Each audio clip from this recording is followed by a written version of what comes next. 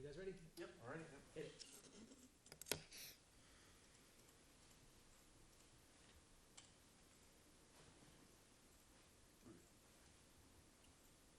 Good evening. Welcome to the planning board for January 17th, 2017. We stand for the Pledge of Allegiance. I pledge allegiance to the flag of the United States of America, and to the republic for which it stands, one nation, under God, indivisible, liberty and justice for all.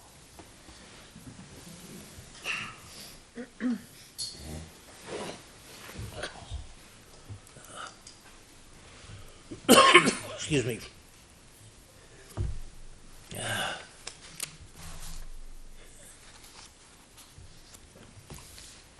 1, 2, 3. John, would you like to be alternates tonight? Voting members? Voting members? Sure. Still alternates? Sure.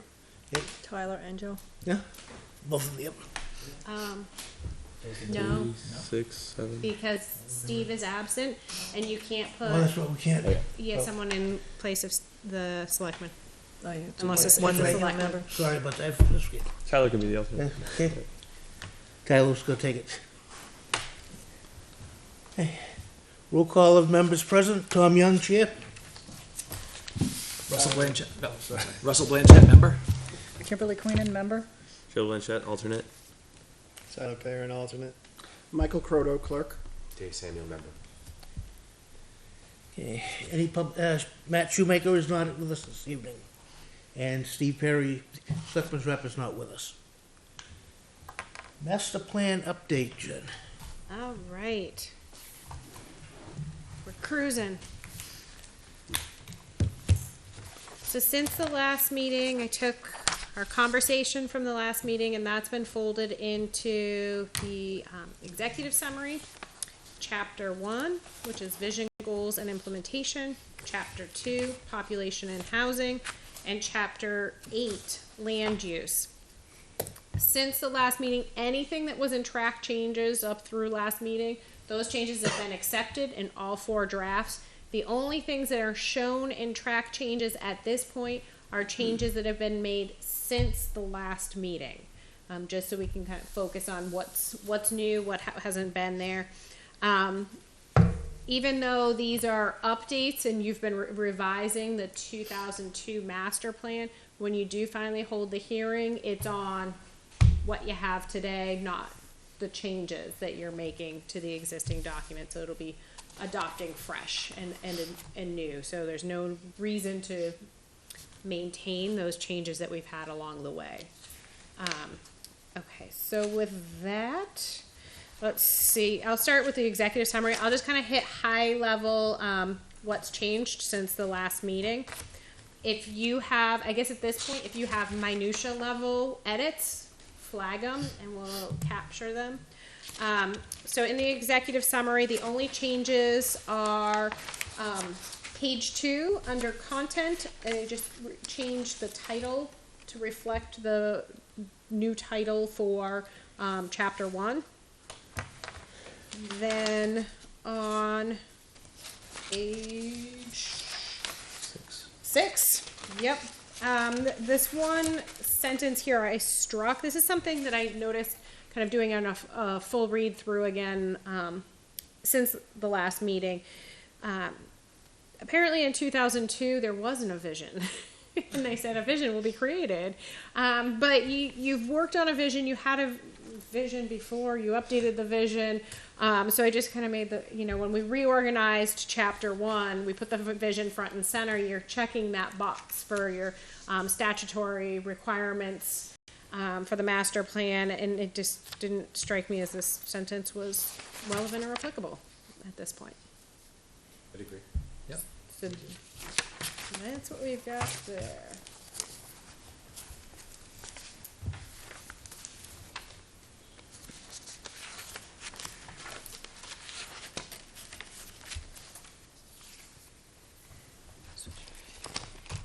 I know a couple of you had some finer level edits. Were there any to the executive summary? Kim, was this one you had some too? Page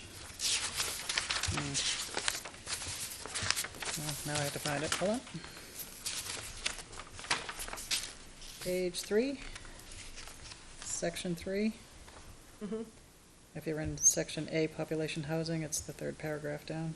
Yep. The first sentence, however, is kind of a little over. After the first Extra sentence, space. yeah, there's an extra space Okay. there. Yep. That was really- Glad somebody else sees those things. It's not just me. An extra period somewhere, but I forget where I saw it now. And that's one of those track changes leftovers. Okay. I can just search through all three our four documents just for straight periods. I wish I could remember now where I had seen it. I came across it. It stuck out, and then I moved on and forgot about it. Okay.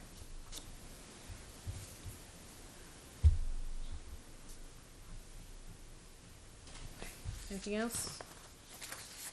Oh, here's a McGill Lane Drive, should be MC capital E, Capital E? yeah. All right.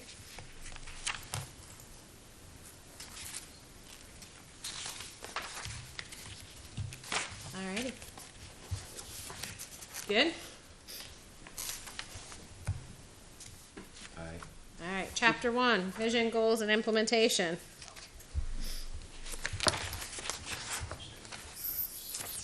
So, the changes here are primarily page 3, under population and housing.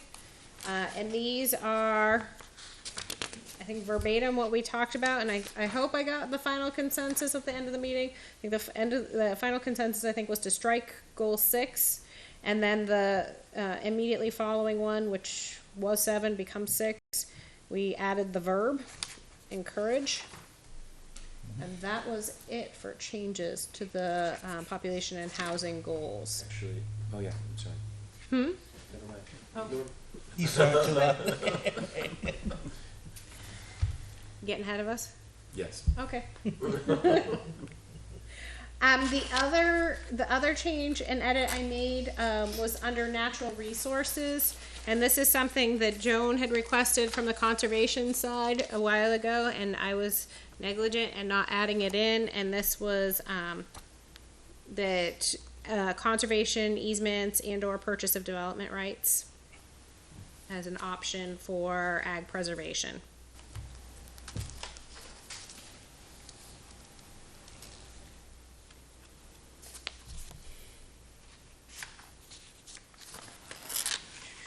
Oh, on page 5, goal 7 at the top, we added water to the list of infrastructure types. I did search the other documents. This is the only place that sewer and gas line extensions are mentioned like this. So, put that there.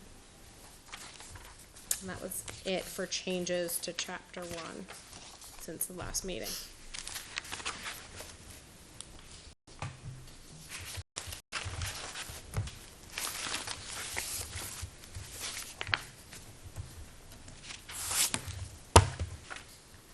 Anything else?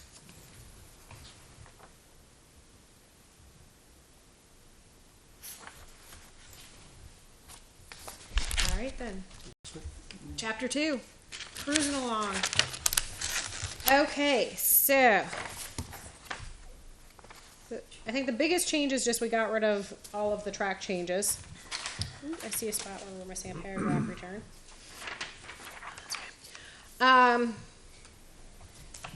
So at this point, the remaining track changes that are in here, if those are accepted, the layout should be near to the final layout, and things should, you know, start at the top of the page and end at the bottom of the page where they should to make sense, without tables splitting between pages and weird things happening. So for changes at the bottom of page 1, I just updated, we still had the 2000 census population in there. That was the 7,360. I updated it to use the 2015 estimate because that's the most recent. But then the following table still sticks to the decennial census. The estimates are iffy, so they're great to acknowledge, great to show that there's likely been some growth. But in terms of definitive numbers, we know in 2010 that's a definitive for numbers. So left that there. Let's see, moving forward, additional changes since the last meeting. Flipping pages.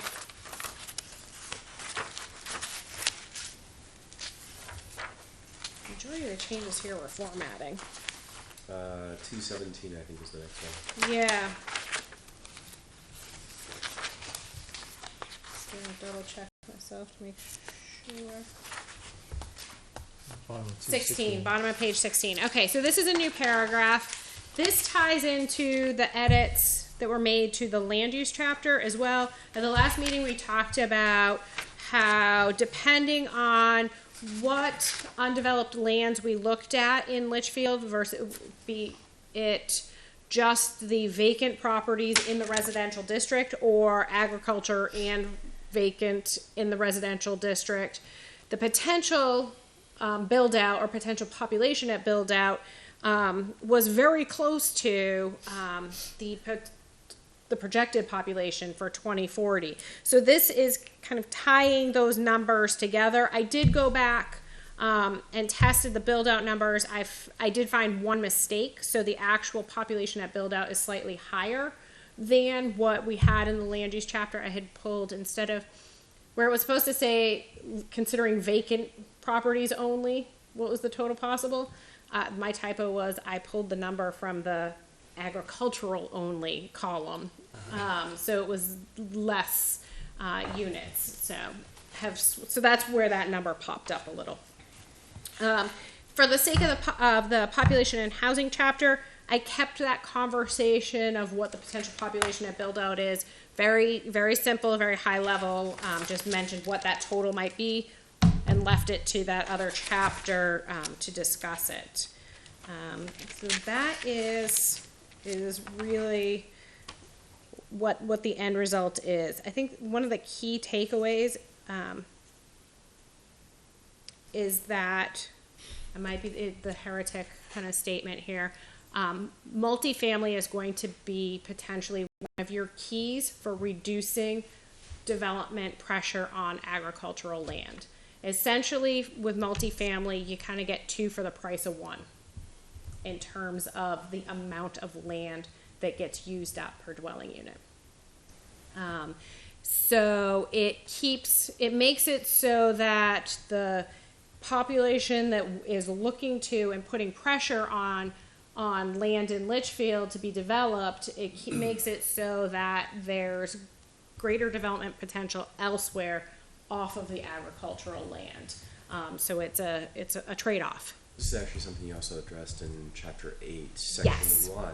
Yes. Which is something that I actually had a question on, because you specifically reference in a new section, Chapter 8, Section 1, which we haven't gotten to yet, duplexes and multifamily homes. Mm-hmm. So I'll hold that question for later, but I did have a question on that. We can certainly get into that.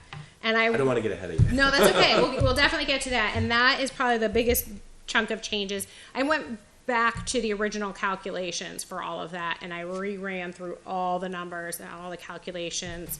It was actually a good exercise to go through, because when you go back and after the fact, it gives you a chance to say, okay, well, was this really the best way to calculate this? Or, so there was a few modifications I made to, I hope, clean it up, or probably make it more confusing, but at least clean up the math on the backside. So, okay. But this paragraph that was added here at the bottom of page 16. Yes, no, right emphasis, wrong emphasis. I thought it was well done. I thought it was well done. Okay. You guys have to pick on something that I do on a page. Wait until you get to 8. Okay. Alright. On page 2-3, Yes. which is actually page 3 if you are scrolling, the table 2-4, Yep. you have 2 Litchfield line boroughs in the chart. Do you notice What that? the heck happened? And Hudson as well. Wait. Nice. What Oh, happened? yeah. We had a Question is, do they have different numbers? And is there another no, Litchfield? they don't. No, they don't. You know what? This is an interesting copy paste because all of this is done in Excel and then pasted in. Yeah, I just noticed it and I was Apparently. like, oh, okay. So we're good. Amherst, Brookline, but then Hollis, Hudson, Litchfield, Limeboro repeats. Nice catch. That's good. Okay. I just don't want to confuse anybody. No, that's good. Too late. Yay! Somebody found something to pick on. Now everyone's going to be looking at every one of these charts. You know, I've done it before. that's why I get nervous when you guys don't comment on stuff and you're like, it looks great. I'm like, do they really look at it closely? What if I made a mistake? There are 2 periods. I'm gonna search for that and find it. All right. Well, geez, losing 4 rows is gonna mess up my Spacing. my spacing. So We leave do some all my blank page lines. breaks. That's all right. Okay, I'm trying to think if there was anything else in here. There is. There is. Oh yeah, I removed a section. Yes. Okay, so on the very last page, you have the one new recommendation that was identified at the last meeting. I know this was one that we left kind of like jumbly in terms of the wording. So let me know if I got it. This is a Matt one though, so.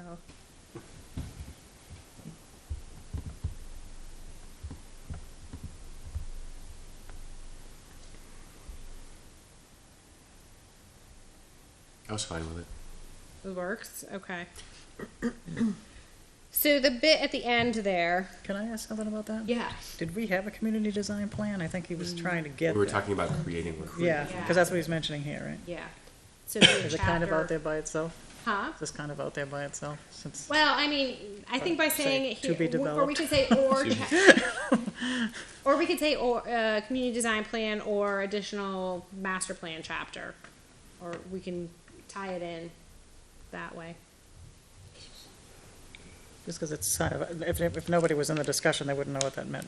You know, you're just reading this Right. for fun off the internet. So we could do a community design master plan chapter.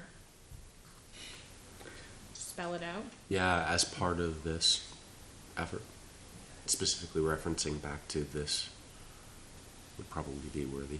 You think, so it should be in it should be in the overall plan, is what you're saying? I don't know if it was a separate plan. I think the intent I think it'd become a new chapter, Yeah. whatever the last chapter is. would be a 9 A 9, yeah. Okay. And I would say you can adopt what you have now and then start on that if that's the next one that you so choose. So you're going to keep the develop a community design plan that sets a baseline on that paragraph there in that little bullet. Now, on the next page, you have this language. The following was removed from Yeah. section B1. I'm not sure what that means. So there was this paragraph in this table. In the earlier section there, under the historical population trends. So it would have been probably where there's a missing page, paragraph break towards the bottom of page 2. And what it was is this table looked at the primary metropolitan statistical areas for the surrounding areas to show regional change. However, the primary metropolitan statistical areas were discontinued after the 2000 census. So starting 2010, in the 2010 census, these boundaries don't exist within the Census Bureau's data tabulations. Therefore, I can't update this, and I won't be able to update it again in the future. So it's become now obsolete. And so we've got this break in time, so that even with whatever the newest versions are, I can't go back in time and get the historical data for whatever the new metropolitan boundaries are, whatever this, I don't know what they're using now. And it wouldn't correlate with this So- data set anyway. So This it is just just an doesn't. orphan data set. Yes, exactly. Unless we reparented it by specifying the specifics on our own. We could, but that would be quite an effort. This was a federally funded initiative to create these PIMSs, and when they discontinued it, it orphaned it in our document and other planning boards' master documents all across the area. So like right now, you can go into, you can go to the Census Bureau's website, you can go to the fact finder, and one of the fields that you search on is your geography. And they've got all of these different geography levels that you can search on. This is no longer available, so they're not aggregating data at that level. And typically, anything that's like the primary metropolitan statistical areas are similar, or like urbanized areas, they don't necessarily follow the municipal boundaries. So you can't Yeah. recreate it as easily. So it makes it a little more challenging. Oh, heck, you can do it. No, actually, I looked at it. I'm like, we did look at it, and we tried to see if there was an alternative. And so, if there was an alternative, could we kind of go back and pull the historic data? And you can't. When they come up with a new one, you've got a break. So, years. So the purpose of keeping the table in here is just to show. No, I'm proposing that we. You're gonna remove take it out? Yes. Okay, yeah, I was gonna say, I'm why- proposing that we why are you remove gonna it put altogether. I didn't show it in track Keep it in there, changes, but it's not. I left it there for now, so to say, FYI, we got this, but I'm proposing to get rid of it. Make it go away. Done. Okay, so going back to that goal, that last recommendation, I think the consensus was to spell it out as a community design master plan chapter. Does it make sense to make a chapter out of that? Is that going to be meaty enough to fill out a chapter in a meaningful way, or could it be lumped in somewhere else and still be useful? That's what the question is. I think it can be its own standalone chapter, but easier to point to it. It'll have its own kind of link on the website. Okay. Makes sense. I think at one of our meetings, we very briefly discussed the fact that it can take a long time to develop one of these. I interpreted that as there's a lot of meat on the bones. It's time consuming because you guys need to do more legwork. So that'll be my kind of Warning. warning. Are you gonna add that later, maybe, to this executive summary as one of Yeah, the- so what I would propose is that because the executive summary and the vision goals and implementation chapters each have other chapter specific content, that when you do a new chapter, you're always going to have to come back to these two and do a minor update to them and readopt them at that point. But it may just be a couple lines that change, a paragraph that changes in each of those. So is that okay out there hanging in limbo, because it's not really referenced here yet? Yeah. So it's gonna be like the It's future? referenced as a possible master plan section that you can have. Do we know of other towns that do community design plans? Yes. Probably be a good idea to see if we're gonna do that at some point, to have some sort of a template or. So if you put it as a recommendation, that's something to give you some motivation to start working on it. And it's something that if you start working on it and you look at it and you go, I don't think this is what we want to do, you're not out anything. It's like the top recommendation in this block, commission a housing policy plan. That's been in there for a long time, and we've never acted on it. It still hangs as a recommendation. The community design plan could also hang as a recommendation, but something that the board needs to be aware of. It's an item for action at some point.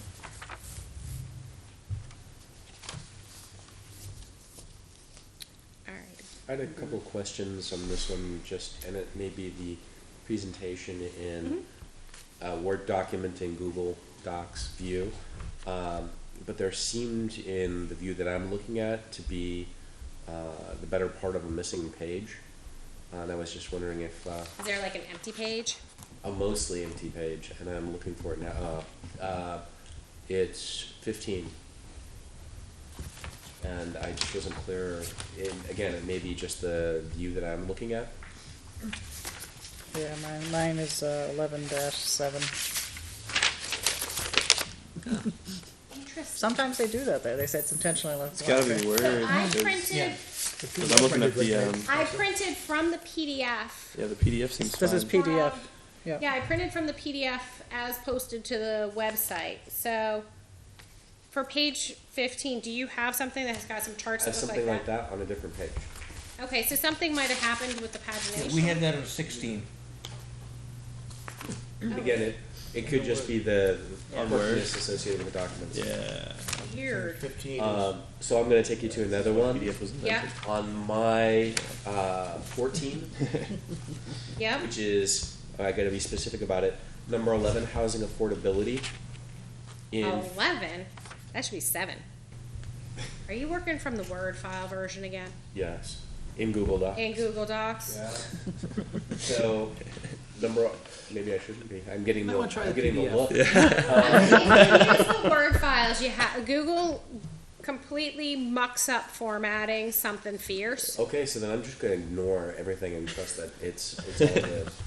I would say if you're in the Google verse I'm downloading for a it. viewer, use the PDF. But if you want to download, I'm downloading right okay, and open in Word. now. Yeah. So just ignore me. I'm okay. Until I get to the page and it's Actually, I'm seeing a duplicate page here. 11-7, it's section C income, and then I go to section C income. 11-7. I'm in the PDF. Weird. Okay. It's the chapter on chapter 2 housing. and in the Word document, everything is fine. Okay. I'm not seeing it. Section C. So Kim, income. it should go figure 11-2 age cohort distribution. Let's see. That's on page 6. I have household size. Yep. It's number 5, right? Yep, that's page 6. Right, okay, yeah. And then I have a blank page. Weird. And then it goes into C income. Page, yep. And then I have another C That income. must have been for your printer. My Yeah. print? Yeah, We can hiccup? it's shot 2 pages, shot 2 sheets of paper out. Did we print the same thing? Yeah, it's duplicate. Okay. Looks exactly identical. Yeah. 'Cause I'm in the, Yeah, because all your stuff is fine, it's just the weird blanks. Yeah. Weird. 'cause I don't, Weird it blank doesn't page. show up here. Well, I wonder if there's, so, I mean, we had the original 2002 files, and that's what I started with to edit.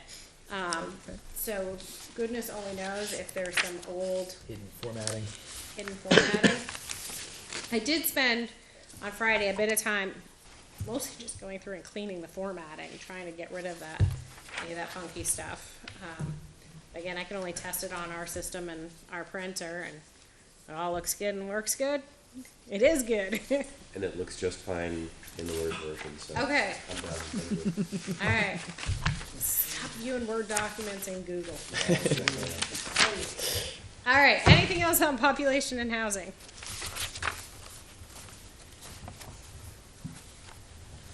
Yes, no? Let me do a quick check here. Sorry. I don't think I saw anything. Nope.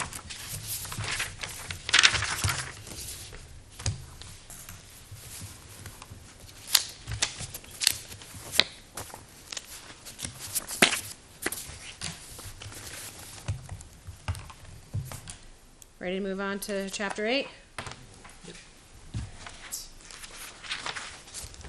Okay.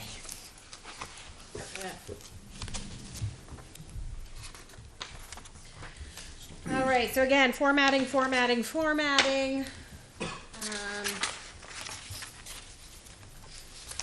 Clean some things up. First sets of changes start on page 7. There may be a couple maps and charts that have kind of shifted from where they were 2 weeks ago, and that's just more my positioning them somewhere where there's a better break in the final version, so just juggling for the sake of formatting. Okay, so that disclaimer aside, the kind of middle of the page, there's strike through on the word remaining, because it shouldn't be there. It's 47% of the town's land has been developed with buildings. Done. And this is part of going back, as I mentioned. So that table 8-2, there are some minor changes to this. No, actually, the table was correct. It was the summary of what you can do with that land that had some things that I've adjusted. So I'm going to try and do the best I can to clarify what those changes are. So first and foremost, I went back into the data and I went back into, so the math to get to this is computed on a parcel level. And it takes and does a crosstab table of all of the parcels that have, you go through the GIS analysis and so you take parcels and then you overlay on it your constraints and you overlay on it your developed versus undeveloped versus current land use, all that good stuff. You union all that data, you get all these fragments of parcels. But you get fragments of parcels with lots of data associated with them.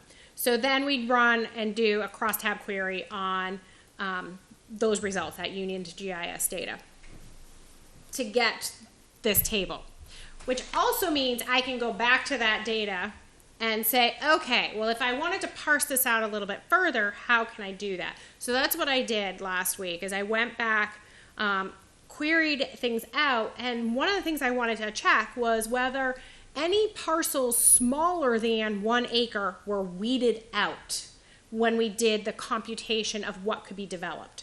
So when you look at the 855 acres of vacant land in the residential district, there are 36 total acres of those that are comprised of parcels smaller than 1 acre, or fragments of parcels smaller than 1 acre. Because what we're looking at is unconstrained pieces of land that can be developed for a residential property. So if we have a 2 acre piece of land and 1 acre of that is steep slopes and wetlands, that's been eliminated from that available developable land. So we're only looking at that unconstrained, undeveloped 1 acre portion of that 2 acre lot. Now, in some instances, when you take we may have many 1 acre lots or 2 acre lots in town, but have significant quantities of natural constraints on them, that when you finally kind of go through all of the math, you end up with these little fragments. You may even have a parcel that results in multiple fragments, and they might be multiple smaller fragments. You can't use them. I had 36 acres in there that were these fragments that were too small to do anything with. And so that was partially inflating the number of what you could build on those 855 acres. So I queried that, I pulled that out of the math. So that's one of the things that changed, is that, so while there's 855 acres, what can be developed is not on the full 855. It's 855 minus 36 to get to what can possibly be developed. That's not here in the paragraphs. That's in the Excel spreadsheet. It's a bit of a mess. It's not nearly as much of a mess as it was before, because I had to go through and reconstruct all of my thinking. And yeah, it was fun.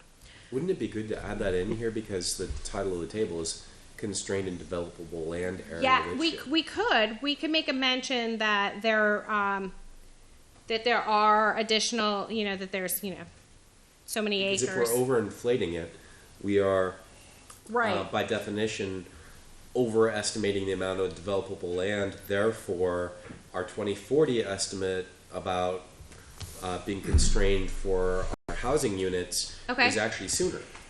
So we might want to do something, we could do something under the constrained lands and subtract it out from the vacant and show those pieces that are smaller than 1 acre. I think it's advisable. Okay. That was one of the things I thought about doing, and then I was like, you know what, I'm not going to complicate it further. What do others think? I'm just concerned that it shows an overinflation of what can be Right. developed. Not, Right. not a true picture of the ground Right. level Right. reality. Well, and this also includes the whole Page Road parcel that was approved a couple months ago. Might be good to subtract that out as well. So that's another thing we can go back and do. I can manually pull that out. I think that would be good. But Pre-approved. it's not on the tax roll yet as It's subdivided. not. It's been recorded, but the challenge is this was as of 2015.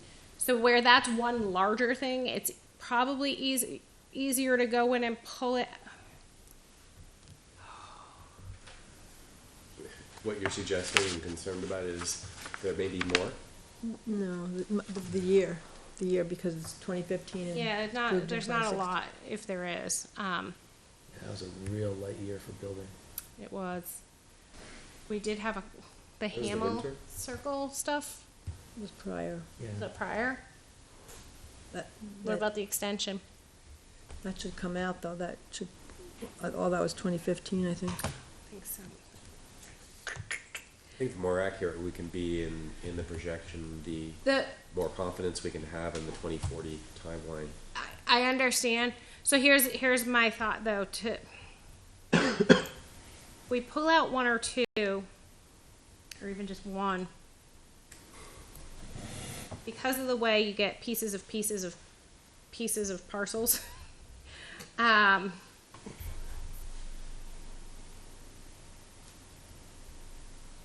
It would mean going in.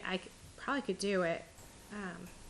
Have to go in, find all the pieces, because right now you have pieces of lot 2-88 in the constrained, conservation and natural. There's some in that 2,751. It'll stay there, and a portion of it is in the 855. So I'd have to find the portion of it that's in the 855 and move it out to developed. We could do that. All right. Sorry to complicate it. No, that's okay. Hamel Circle is showing up. The second phase of it is showing up. Is divided out It's showing on it as live divided. maps. I don't know if that Okay. helps you or not. Yes, but the question is when was that done versus when was it recorded versus when did we do this analysis? Oh. That's the challenge. Do you know what the parcel number is? At least the parent parcel? 10-179. Yeah, And what's the northern half of that one? Of Hamel Circle? The first phase Yeah. would be 10-77. Okay. All right, I'll check those as well. Okay. We can do that.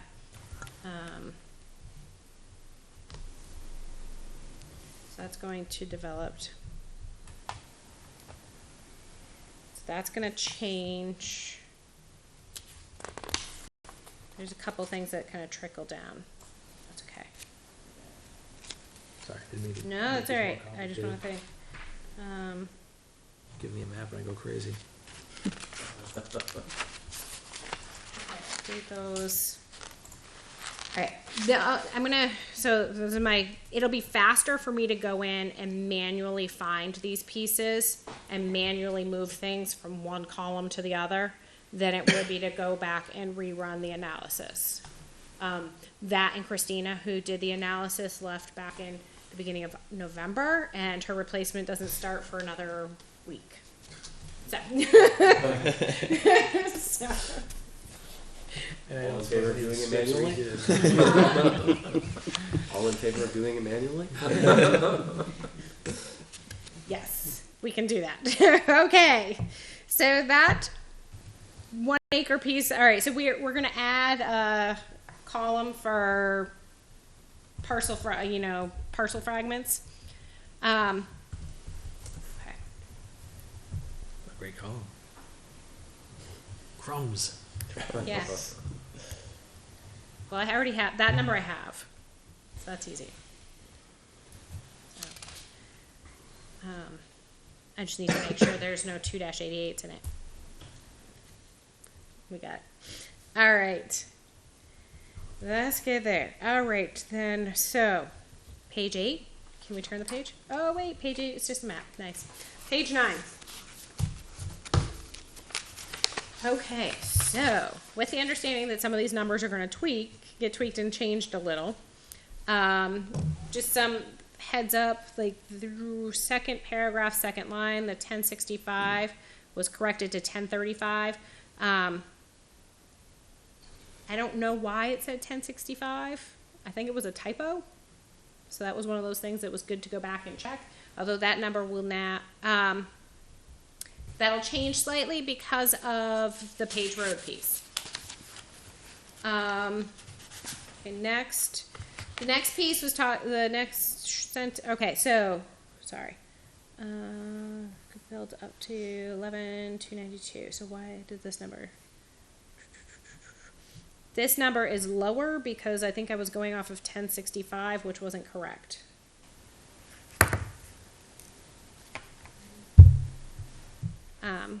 Then the next sentence was just simply tying that to the population projections. Then moving it down again, the 1065 was corrected to the 1035 that it should be. Again, just some I know why the 11,292 changed and some of the other numbers changed. That was because of pulling out the 36 acres as well. So there was, in addition to the 1065 not being correct, there were residual changes as well.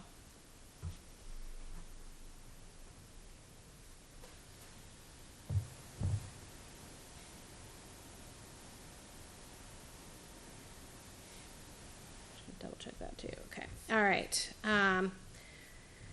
So yeah, so all of the numbers kind of had a trickle down effect because of pulling out the 36 acres of fragments and finding a couple of mistakes. One mistake being here, you can see when we're talking about build out just using the vacant properties and keeping agricultural as agricultural. I had that the resulting total population could be 9,258 persons. That was a typo. That was the total population if you only use the agricultural lands. I went back and cross-checking my spreadsheet with my typing. Went, oh, that is the wrong number. So the correct number was the 10,306. Again, tying it to the population projections and how that all fits. Same thing with the next paragraph, just saying that, things are getting close to build out. When you look at the 2040 projected population, this is something that the town is going to want to monitor to see how those trends go. I liken population projections to throwing darts. But you do it in an informed way. You look at your historical data, you look at your trends, but you could be right, you could be really wrong. So especially where the last decade has been essentially a curveball, you throw that into the whole projection methodology, it means there's still a lot of unknowns looking out. So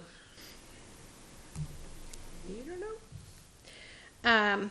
Okay, so moving down to the last paragraph, one thing I circled here is if we're going to pull out page road, what I need to look at is the existing ratios of single, two-family, and multifamily residences, and that ratio might change. And so if that ratio changes, so will the rest of the numbers that follow. I didn't like the way that I had computed it for the two-family and the duplexes. It's duplexes, for the two families and the multifamilies. In fact, my math was just plain old bad. So I think I was using 1 acre lots instead of the actual requirement under zoning, which is 1.5 acres for the duplex and a minimum of 2 for the multifamily. So that would be a bad math thing. This was actually a good exercise to go back through this. So kind of in this section, I had Yeah. a question as it related back to Yes. the use of duplexes and multifamilies. I was just wondering if we were grouping things like apartment complexes under multifamilies. Yes. Okay, thank you. That was it. It would be anything that the assessor has as 3+ units per structure. Perfect. Yes, those numbers are based purely off of assessing data. Okay, so kind of rolling forward.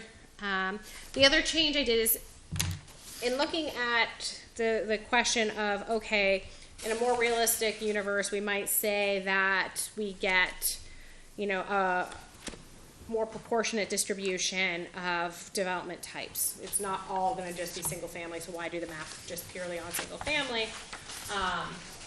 And when I first ran 91% is single family, 7% is duplex, 2% is multifamily, it was using all available land that was vacant and agricultural.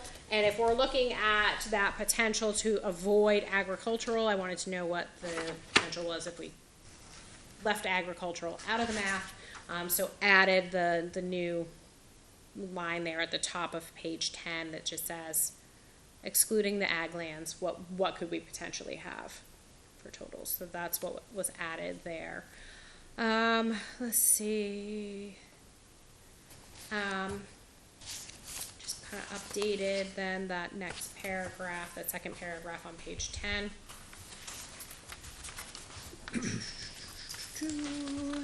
And I think that is, I rewrote the sign regulations piece.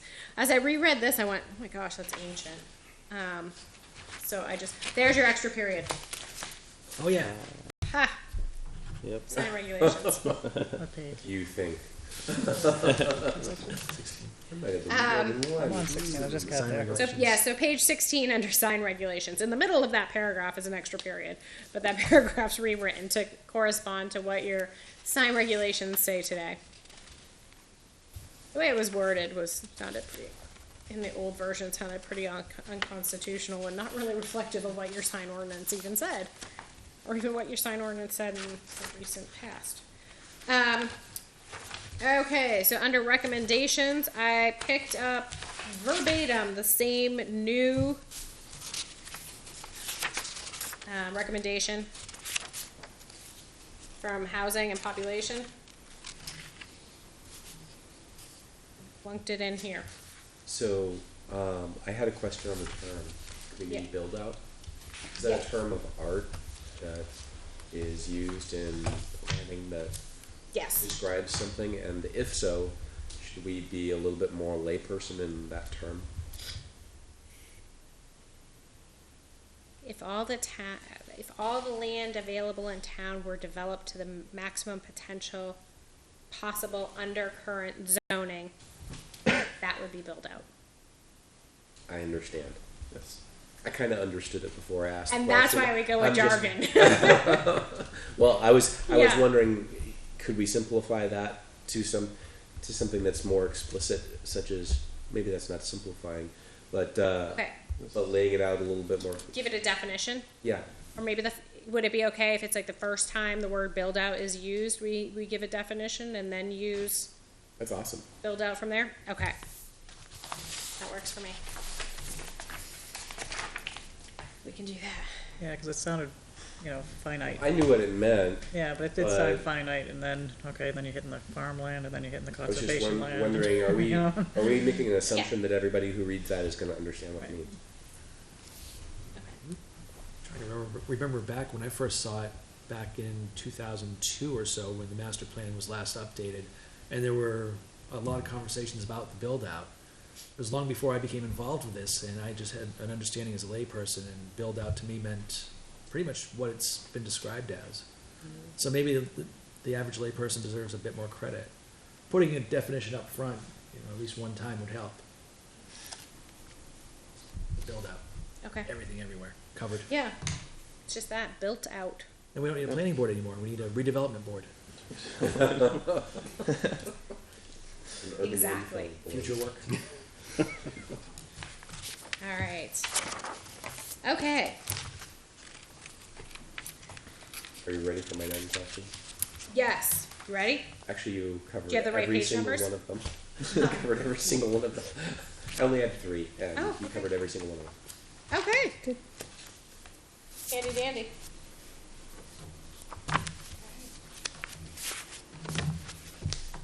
All right, so we've got this at least once more to come back. That's fine. I want it right. We're getting close. Yes, exactly. All right. That's it on master plan. We'll be back. May I ask a question? Is it all right if I ask a question? Remember last week I brought up, what's the current state of how we demolish a building or Yeah. something?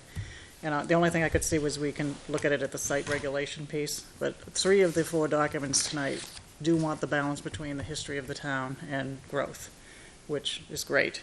But they want, we're researching, it's exploratory what the current process is before we can go on and say, how do we get these to have teeth, and we want this, but what is our mechanism to enforce it?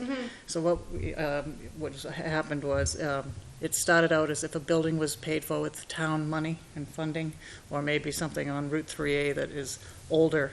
If it's slighted for demolition, we don't know if it's the town selectman and, the person who makes the choice to do, Kevin, I want to say Kevin, or can there be a process where the public can come either in or meet with the selectman, at least explain maybe that you shouldn't demolish it. The cultural value of The that cultural site. value, because right now we have a site, we only can intervene right now with the subdivision regulations, but the building might already be gone at that point.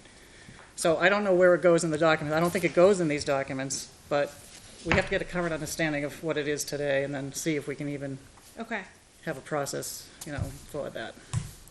But you know how you added a division, maybe later, not in this Yeah. round, because this has to go to the public, but you know how you added a division there for the vision of the town? We were gonna add Yep. another section to the plan?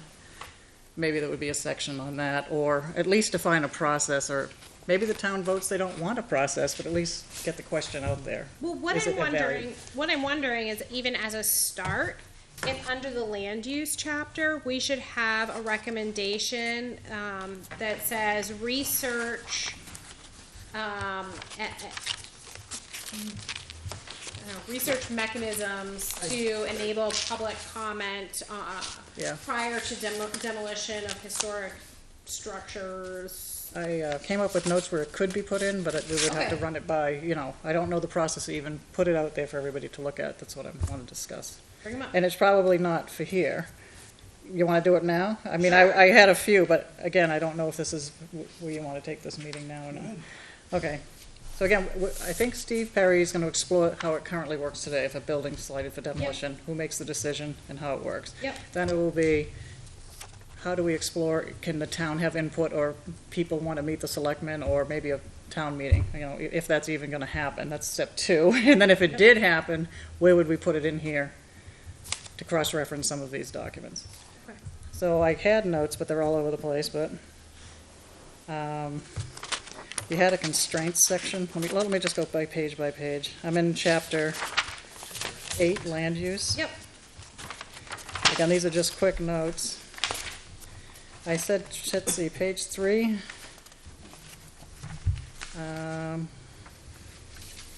What did I say? Have historical buildings added to here. You always talk about the agricultural preservation was studied. Yes. Maybe we can have, you did a historical study, I guess, back when the first plan was done, right? But they're not just talking they want to talk about any building that it's going to be torn down on 3A potentially also, for a subdivision Yeah. as well.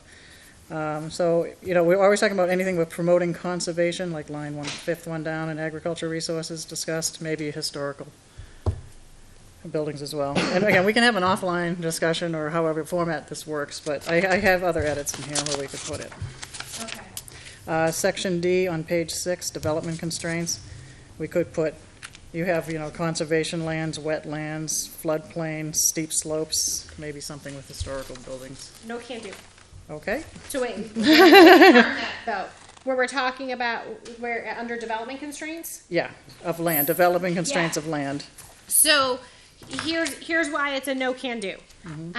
These constraints are actually things that are currently in your zoning that they're no-go zones, basically. You don't build in the wetland, you don't build in the floodplain, you can't build on conservation land, and if you build on a steep slope, Right. So these are not you really man-made. should be thinking twice. This is more natural than man-made. These are ones where you have a development constraint in your zoning ordinance that kind of says that you can't use them. There are also things where we can go into the GIS data and we can query them out. Whereas a historic resource, it's more, it's the structure. So kind of give some background. Even if a building is on the state historical register or the federal historical register, you can't prevent its demolition if the property owner so chooses. Right, that's the legal issue of it, yeah. So you don't have that ability to take that choice or that right from the landowner, which is another, unless you purchase you can do a historic resource easement. So if you kind of purchase that historic, Site. set an easement on it that it's going to be protected in perpetuity, then you got it. Then it's protected. And then it would go under a conservation land category, and so then it would come out of consideration because. So can I ask a little bit more of a gateway question? We're using the term historic, but my question would be, do we have a commonly agreed upon definition of what historic is for the town? Standard is anything 50 years old that is of significance. That's kind of the Golly, I'm standard historic. industry. Well, the site build process said it looks up against the list to see if they were on there. Yes. Page 22 had promote and maintain historic character of. Yep. I'm not just saying it's these roads, I'm saying any building, even ones in the future, Yeah. But, My house is closing in quickly on 50 years. Now, not I don't mind to everything make that's it to 50 50. years old is. maybe just elaborate here. Yes. Once there's a process in place, if there is gonna be a process, see how this is all fuzzy, we don't know if there's even gonna be a Right. process.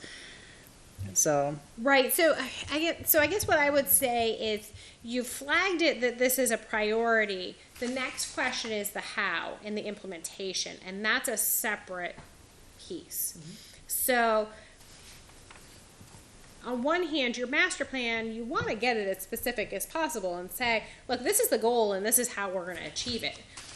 On the other hand, sometimes you don't necessarily know. You know what the goal is, but you don't necessarily know how you're going to get it done, and you don't know whether the public's going to support it.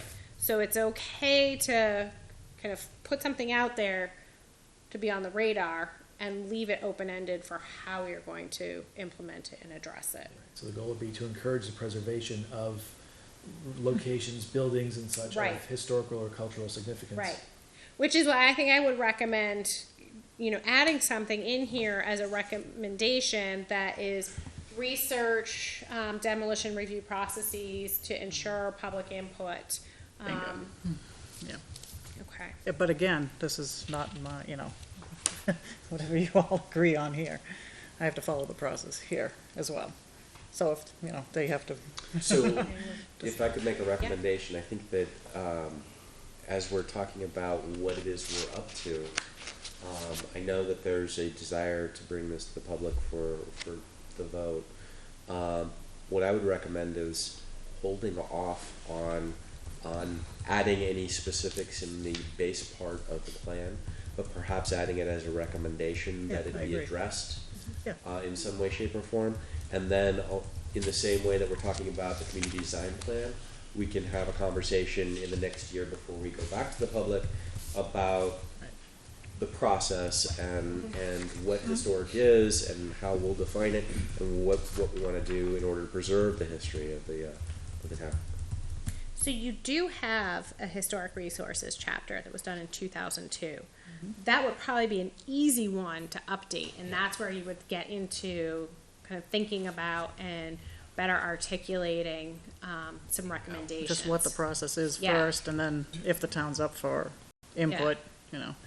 But yeah, whatever you're doing, you're right, whatever you're doing with Matt for the future, at least get it on the radar that it's Okay. being looked at. So let's add that here as a recommendation.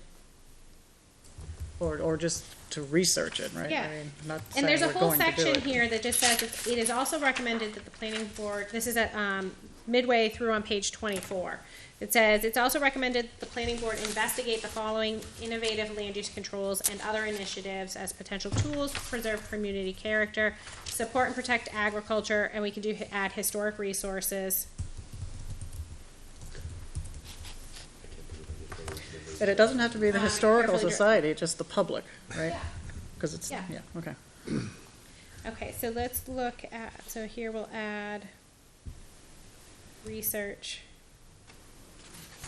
This is the master plan. This is the place to put these sort of big visions, the things that we believe are important to our town as we're entrusted to channel its development. No, I agree. It's kind of hard if we don't know the process today, though, you know? But it's being explored now, but yeah. It came late in the game in this version, but. That's okay. But I thought one of these documents could come up every time we did a change. It wasn't all the chapters, but one of them. But I'll let you finish your thought there. But we're focusing on the town-owned property, correct? Is that what we're doing, or I is think this? the questions to me started out as anything taxpayers were paying for, and then it started to turn into, well, what if they want to rip down an old house on 3A for something? Just to have some input. Somebody might know something about the property. I'd That's leave all. it generic for now. Leave it generic, because again, it's a legal thing. If the owner owns it, they can, do what they want as well, but at least have Right. some education on what the history of it was. Or maybe take pictures of it before it goes away, or something.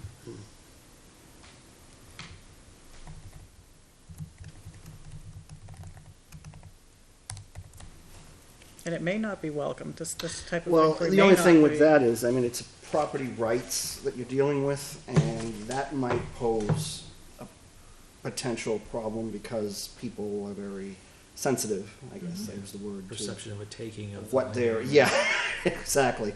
What their, idea of how that property, Well, it might not be to halt it from happening, but at least have on the record what it was before it's. So I can goes tell away. you, yeah, so there are demolition review ordinances out there. None of them have the power to stop demolition.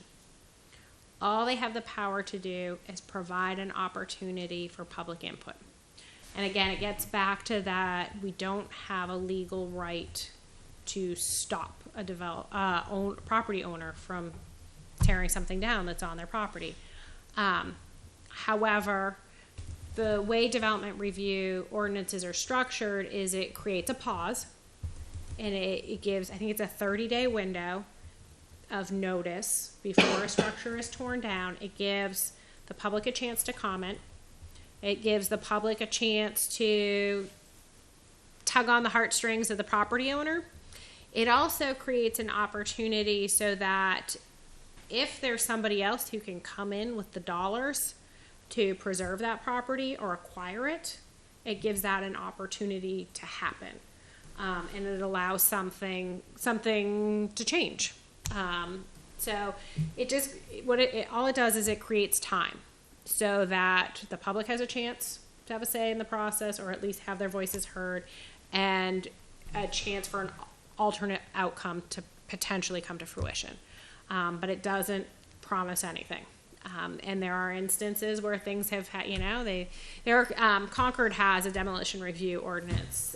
There's one instance where it worked. And in fact, I think one of the pictures when I've done the what is multifamily fact sheet for you guys a few years back. One of the images that I used in there as multifamily, it actually was it worked demolition review property. My old neighborhood, I'd walk by and I saw a demolition review sign. I was like, oh my God, it's so horrible. It's this great old building. But old farmhouse, like not in the best condition. And a developer ended up buying it and turning it into multifamily housing. And, the process worked. It was kind of one of those success stories. So, sometimes it works, sometimes it doesn't. City of Concord's housing, what is it there? Housing and Development Review, or Housing and Redevelopment Authority, that's what it is. They owned a historic house right in the center of downtown, a couple doors down from City Hall. They decided that their offices didn't fit in that property anymore. It got posted for demolition review. Everyone begged and pleaded and screamed and said, don't tear it down. Find a way to make it work. You can rehabilitate it. You can do something with the property. Gone. Monstrosity of a thing trying to pretend to look historic is there now. That's my personal opinion. But, so sometimes they work, sometimes they don't. So. And again, it's just to promote the balance that we keep saying it was in these documents. That's all. That's all it's for. Yeah. I believe Lowell's trying to do that right now Yeah. with the high school. Oh. They're claiming it's such a historical building, Yeah. first high school. Yeah. It's actually the third. Oops. Still, That's the only one left. that could be. Okay. So, does everyone feel okay with just putting something in there that says research demolition review options to ensure an opportunity for public input before a historic structure is lost? Two, I don't know, in terms of the historic aspect. Yep. I don't know, does Litchfield have a catalog or some kind of listing of what Yeah, we do. properties might fall into that category? At least have an idea, because, when we talk about historic, if it's a building that was built in 1776 or something, or, that was, owned by, one of the founding fathers. And I'm just throwing that out there as, I'm being a little flip. But, that type of thing, versus, I don't know. I have a copy, and NRPC probably has a copy. It was done by NRPC, an inventory up and down 3A. I think it was 88, I want to say. I'm not sure of the date, but we have that with pictures. The other benefit that a demolition review ordinance does is it gives you, again, that pause. If the structure is going to be torn down, it gives you the chance to go out and catalog it and document the property so that you at least can, get the images, get the records. Again, it doesn't have to just tie back to the historicals. It could be any taxpayer building. I don't know, again, legally what that, they can broaden that when we get to it. Chances are, if it's a capital improvement, it's going to have to go to town meeting. Chances, if they're going to pull something down, well, there might be an instance where I can't think of one where you pull a building down without putting something else up in place. Usually when you're tearing something down, you're building something else to replace it. And that has to go to town meeting. So it's got a few hearings. If it was a town-owned building. Yes, if it's a town-owned building, yeah. Yep.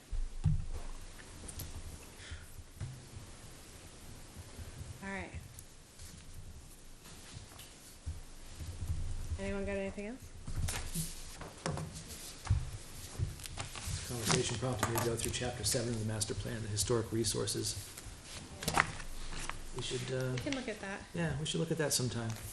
Not today.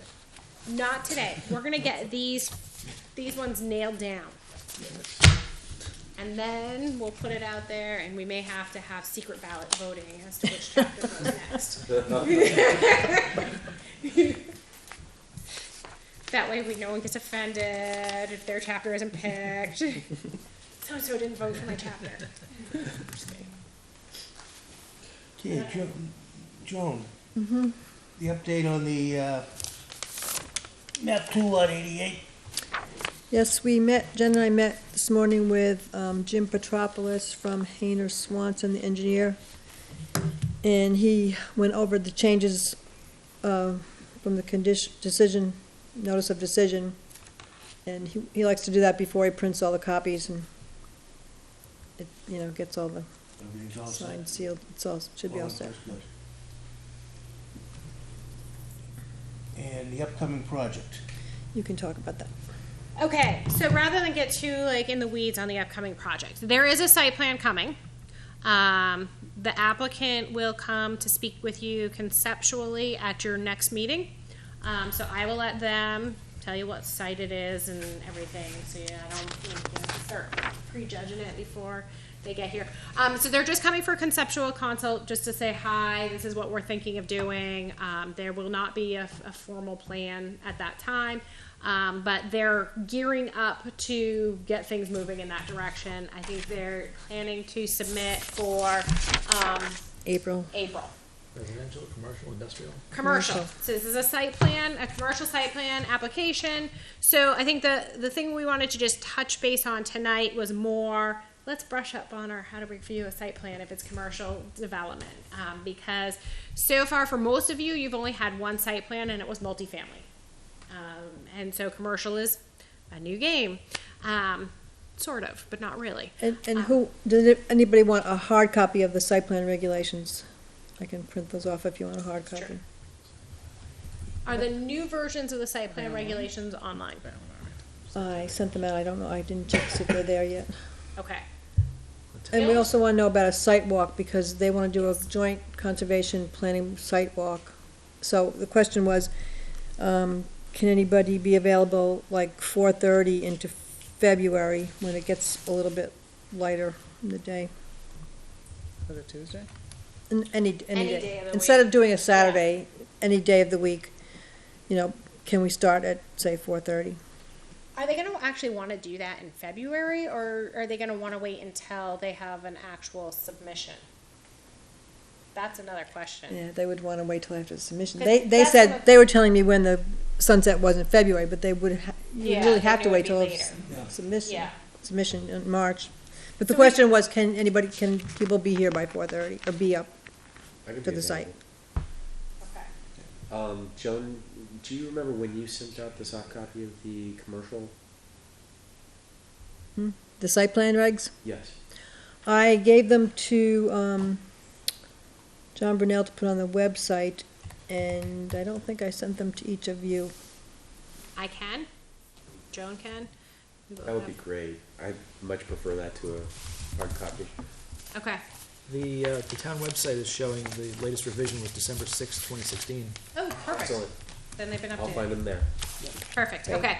So I guess what I was going to do instead was just kind of mention that if you go under applications, there is a page called Plan Review Process.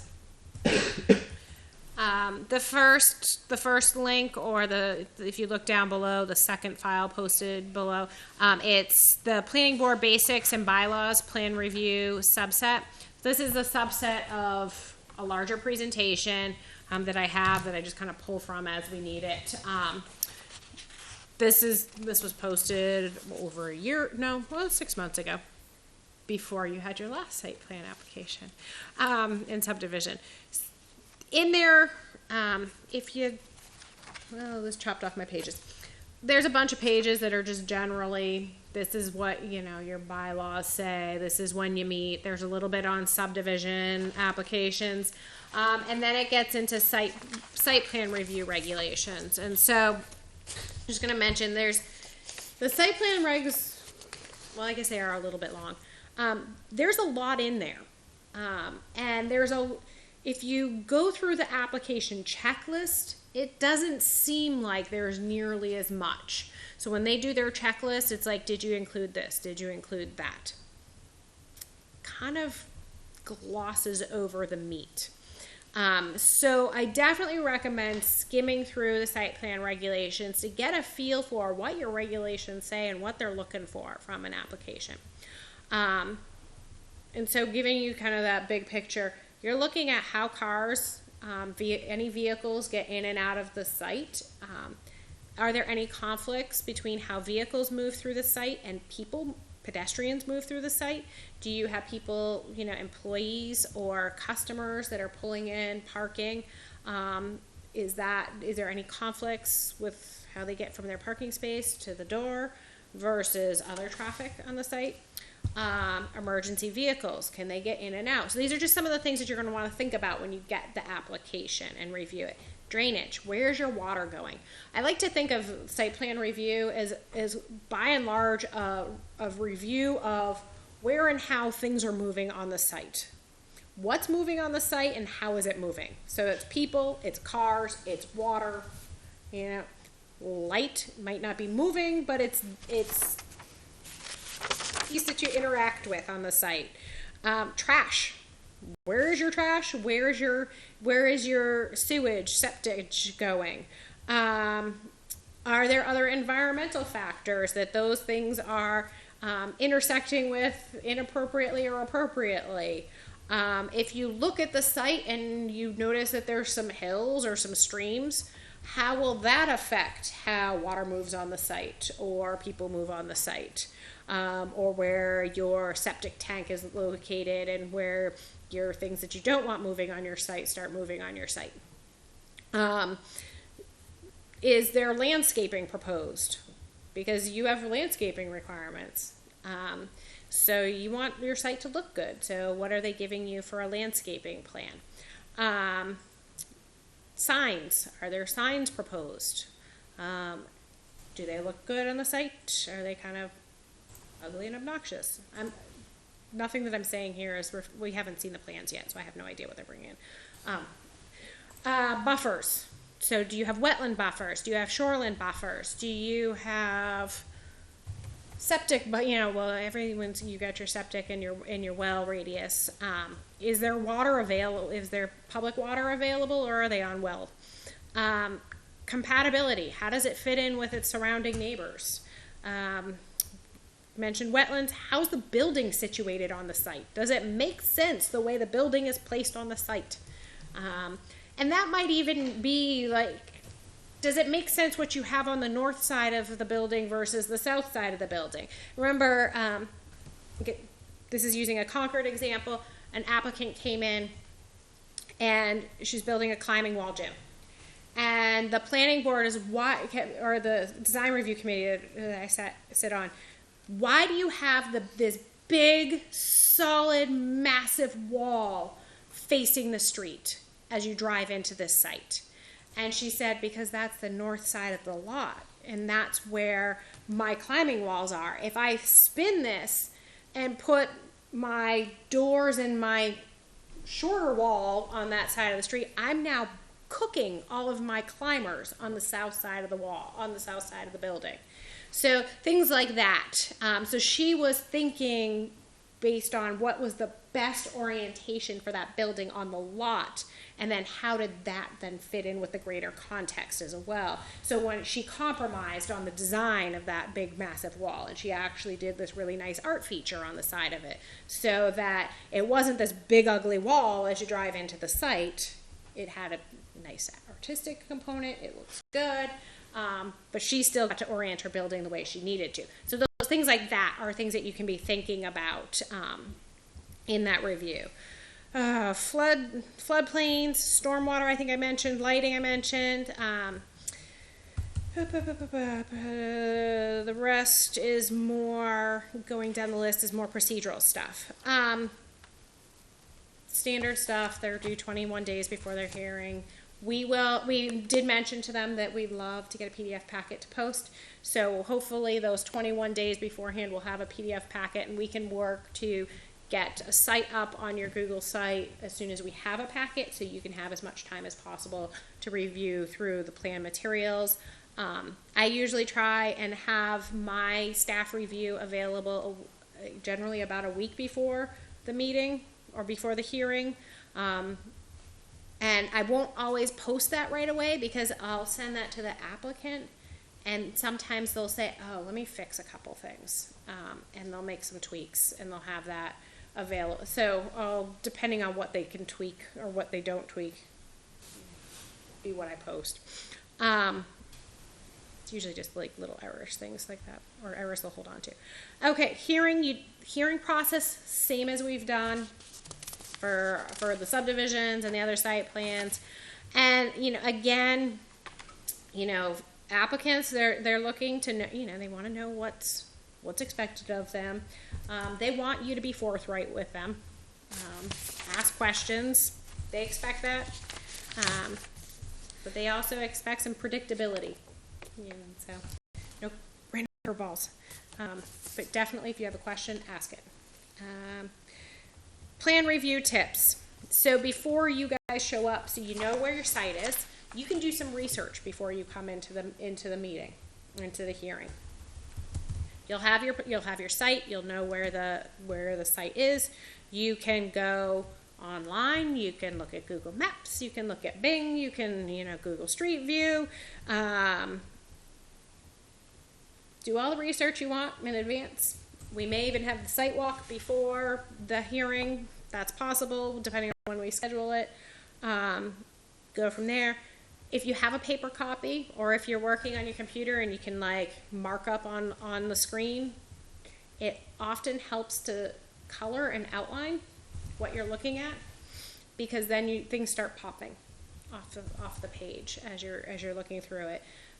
Sometimes they get to be quite a jumble of lines, and your eyes start to another pointer, no details does not mean no problems. So if you get something that's looking really simple, ask questions, do a little research, because you never know. Sometimes they really are that simple. Then I'm not going to go through them line by line. There's some plan review tips.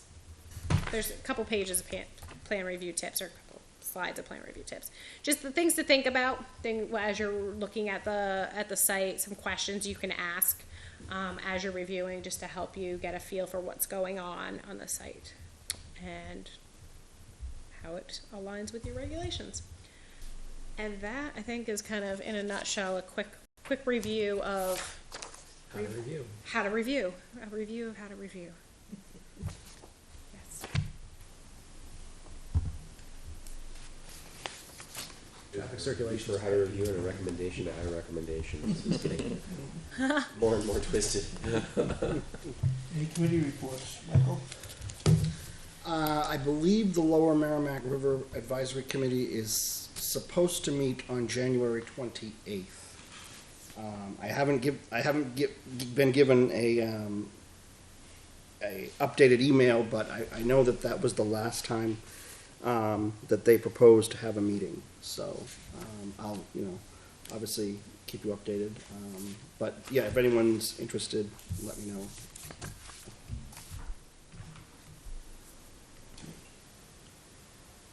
Minutes from January 3rd. I would make a motion that we accept them as written. I would like to make a change. Yeah. I think it was overlooked that I had tried to bring up that demolition review stuff last week. You weren't here. Remember, I had brought that up last week about this initially. If I could add that we had started that process last week. Oh, yeah. This looks like it just dropped in my, It did. but those are just my notes. That's not necessarily what we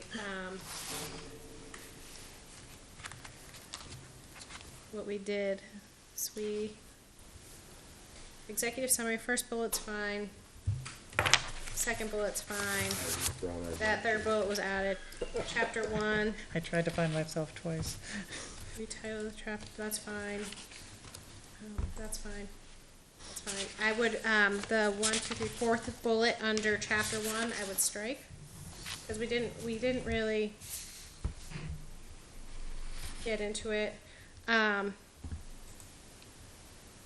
the bullets under chapter 2 and chapter 8 don't really, capture the conversation. Okay, I'll go back. But that one that you said in chapter one, the last one, this chapter can be reopened with each subsequent update. Oh, yeah, I thought I had seen Yeah, that we earlier. could keep that I didn't part. know. So it's just that chapter, it's not other ones. well, I would recommend adopting with comprehensive, yeah, I could, when ready, maybe. Okay, that's fine. So the chapter 1, that final bullet, I would just preface it with when ready. And then I could stay. But the chapter 2 and chapter 8, we actually talked More about detail. stuff under those. Okay. That was my wishful thinking to-do list. Anybody have anything else? You need a motion for the minutes as amended. We can do that. Excellent. Well, then I would make a motion that we adopt the minutes as amended. You have a second? I'll second. All in favor? Aye. Opposed? Abstained? Abstain. 501.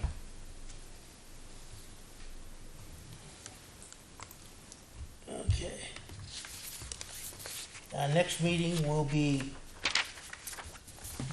February 7th.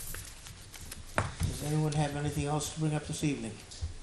Is there the power notices that we want to discuss? Yeah, just a notice for your information to read. Thank you.